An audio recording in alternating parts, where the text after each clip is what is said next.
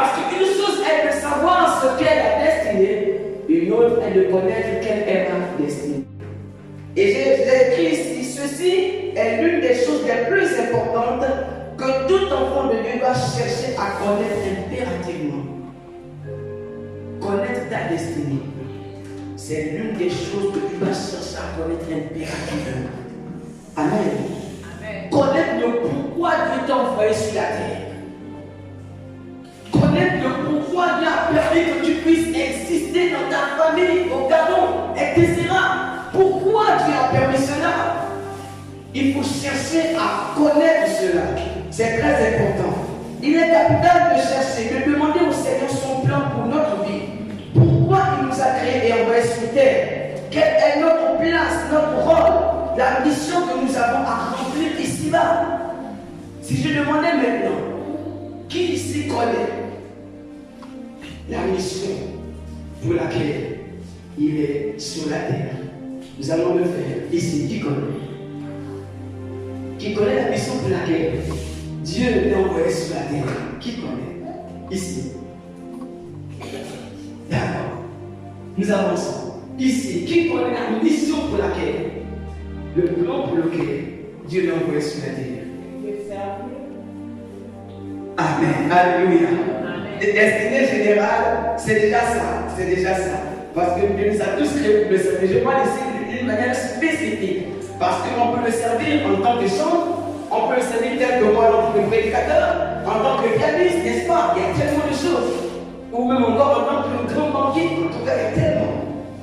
Y a-t-il quelqu'un qui connaît une chose spécifique? Pourquoi Dieu a créé sa destinée ici? D'accord.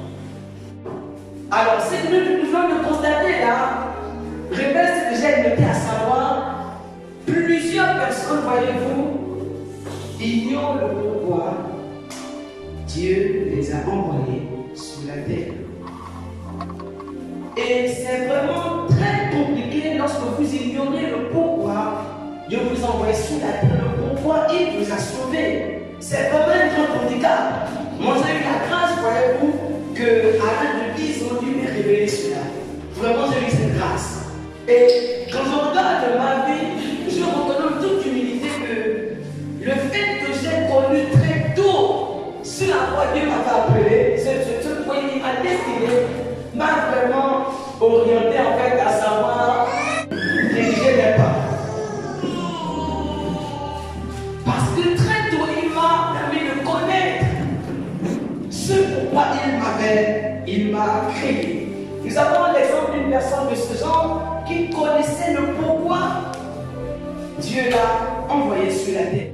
Nous pouvons déjà retenir ici, lorsque nous disons que nous devons renverser les murailles qui s'opposent à notre destinée, nous pouvons déjà à ce niveau nous arrêter et comprendre que l'un des prérequis, des premières choses à faire que nous devons tous faire ici, c'est de chercher à connaître notre destinée. Alléluia. Amen.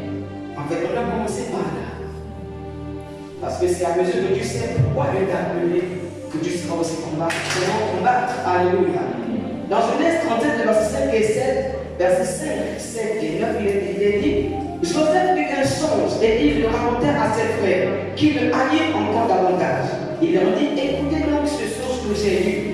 Nous étions alliés des gerbes au milieu des champs. Excusez-moi, j'ai été tout rapidement. Nous sommes dans Genèse 37. Genèse 37. Verset 7. Nous étions alliés des gerbes au milieu des champs, et voici ma gerbe se leva et se tint debout, et vos gerbes l'entourèrent et se prosternèrent devant elle. Verset 9. Il eut encore un autre songe, et il le raconta à ses frères. Il dit: J'ai encore eu un songe, et voici le soleil, la lune et les 11 étoiles se prosternèrent devant moi. Alléluia. Dieu montra à Joseph qu'il était destiné à la grandeur. Le leadership, il était destiné à la gloire. Amen. Dieu avait montré ça à Joseph. Il le savait. Il avait vu cela. Mais j'aimerais à ce niveau préciser quelque chose. Que bien que nous devons se demander à Dieu quelle est notre destinée, pourquoi il nous envoie sur la terre, j'aimerais cependant préciser que Dieu le révèle de façon progressive. Amen. Alléluia. Dieu révèle la destinée qu'il a pour nous de façon progressive. Il ne l'appelle pas de façon intégrale. Et quand il a montré à Joseph ce à quoi il était destiné, il ne lui a pas montré tout, n'est-ce pas? Il ne lui a pas tout montré. Et nous connaissons la suite de l'histoire. Après qu'il ait dit à ses frères ce qu'il a vu, nous savons que cela a engendré vraiment les persécutions, le combat. Et j'aimerais ici, voyez-vous, que l'une des choses que nous devons retenir, c'est qu'il parle de destinée, parle de combat. Amen. Amen. Qui parle de destinée, parle de combat. Si tu veux vivre le plan que Dieu a prévu pour toi, comme on l'a vu dans Jérémie 29, 11, des projets de paix et non de malheur, afin de nous donner un avenir et de l'espérance. Si tu veux vivre cela, tu dois te préparer et t'engager à combattre. Alléluia. Et le point 2, c'est aucune destinée ne peut voir le jour sans adversité, sans combat. Aucune destinée, aucun plan que Dieu dans l'éternité a pensé sur la terre par rapport à M. Grégoire ne peut voir le jour sans combat, sans adversité. C'est très important de comprendre cela. Quiconque veut vivre la destinée que Dieu a prévue pour lui doit se préparer à combattre et doit combattre avec acharnement et foi. Alléluia. Amen. En fait, voyez-vous, c'est une question de positionnement individuel. Alléluia. C'est une question de positionnement individuel. Je ne suis pas né pour mourir de manière à ce que je n'aurais pas accompli le pourquoi Dieu m'a envoyé sur la terre. C'est à chacun de se positionner en cela et de dire non, Seigneur. Non, non, non, et de dire non. Et je ne réserve pas un non qui vient seulement de la bouche, mais un non qui vient des entrailles. Alléluia. Un non qui vient des entrailles. Nous parlons de la destinée. Et il était important, voyez-vous, que nous commencions d'abord par là. Parce qu'il faut d'abord que nous comprenions l'importance, l'intérêt de la notion de destinée, avant de pouvoir vraiment savoir comment nous engager dans le combat. Alléluia. La vida la sumanta ni bastante ni buscando la paz. Ni más a la bastante ni más conde de buscar. Vous savez ce que c'est, écoutez-moi. Qu'il s'agisse du ministère des anges, c'est-à-dire donc les anges que Dieu envoie, ou les démons. Le combat est un combat pour pouvoir accomplir ou faire échouer les destinées. Les démons travaillent à ce que les destinées des hommes échouent, soient réparées, soient bloquées. Les anges travaillent de sorte à ce que les destinées que Dieu a prévues depuis l'éternité s'accomplissent. Alléluia. Parce que la vie est comme un combat de destinée. C'est de ça qu'il s'agit. Amen. C'est pourquoi le chrétien ne doit jamais être passif. Alléluia. Non, non, non, il ne peut jamais être passif. Il ne s'agit pas de dire au moment de tempérament, je suis calme, il n'a pas dit ça. Dieu t'a envoyé sur la terre pour accomplir quelque chose. Père céleste. Le texte que nous avons lu dans Psaume 31. Le Psaume 31. Au verset 12, nous lisons ceci. Tous mes adversaires m'ont rendu un objet d'opprobre, de grand opprobre pour mes voisins et de terreur pour mes amis. Ceux qui me voient dehors s'enfuient loin de moi.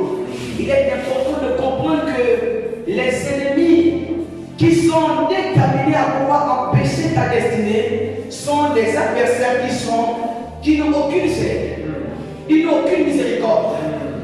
Ils n'ont aucune miséricorde. Je me souviens, je priais il y a quelques jours pour une dame. Nous prions et puis, il y a une différence. Et puis l'esprit me dit, ah, attendez, vous priez parce qu'il faut qu'elle se marie, n'est-ce pas? J'ai tout fait, elle ne doit jamais se marier. J'ai tout fait. Les puissances des ténèbres sont sans gêne. Elles sont sans pitié. C'est pourquoi toi aussi tu es sans pitié. Mais pas de façon charnelle, mais de façon spirituelle. Alléluia. Pas de façon charnelle, mais de façon spirituelle. Au verset 14, nous disons ceci. J'apprends les mauvais propos de plusieurs. Les poumons qui règnent alentour, tant ils se concertent ensemble contre moi. Ils complotent de m'ôter la vie. Verset 14 qui dit, j'apprends les mauvais propos de plusieurs, l'épouvante qui règne alentour, quand ils se concertent ensemble contre moi, ils complotent de monter la famille. Que tu le saches ou que tu ne le saches pas, il y a des ennemis qui sont déterminés à combattre contre toi. Un jour, nous prions à la maison. Il y a peut-être 8 mois en arrière. Nous faisons une mini-veille de prière. Pendant que nous prions, Dieu m'emmène dans l'esprit au bébé. Et je le vois là-bas. Donc, 2 sorciers, Dieu me donne leur nom. J'avais donné les noms à un moment. Et ils étaient en train de faire des incantations contre mon père et contre tous ses enfants. Ils faisaient des incantations. J'ai entendu textuellement ce qu'il disait. Il y a des gens qui, pendant que tu dors, pendant que tu ronfles, ou pendant que tu es là, en train de veiller pour succéder comme terrain de menace, il y en a qui sont en train de veiller pour déclarer des choses contre toi. Qui sont en train de faire parce qu'ils ont décidé que le plan que Dieu a prévu pour toi et pour moi ne s'accomplisse jamais. Et nous devons en être conscients.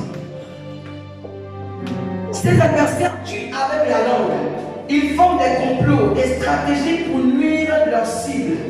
Les frères de Joseph, les ennemis de la contre les frères de Joseph vont faire tout pour pouvoir faire échouer ses rêves.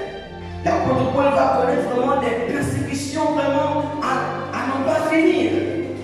Parce qu'on voulait empêcher que le programme de Dieu s'accomplisse dans sa vie. J'aimerais te le dire. Chaque matin, Dieu te donne de te lever, de pouvoir vacanter sur une page etc.